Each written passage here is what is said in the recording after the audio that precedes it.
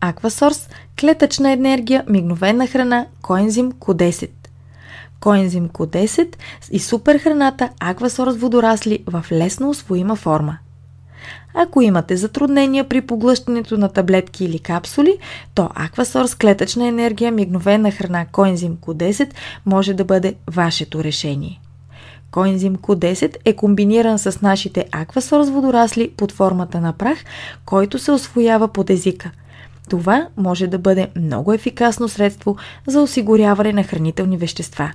Включен е и витамин С, както и цвекло, аспержи, моркови, спанак и портокал, които допълнително осигуряват каротиноиди и биофлавоноиди, мощни антиоксиданти. Захарта е умишлено избегната. Включили сме приятно допълващ вкуса натурален портокалов аромат. Изобилната кръвоносна мрежа в областта под езика улеснява усвояването на хранителните вещества в организма.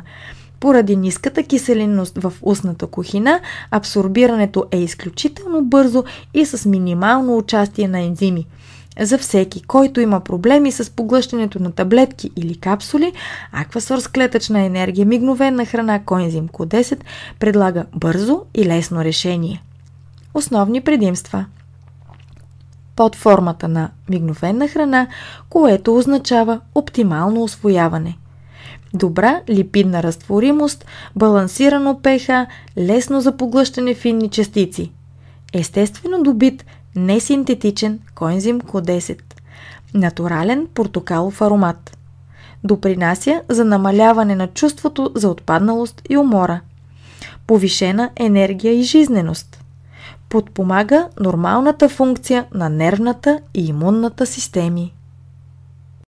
Обърнете внимание!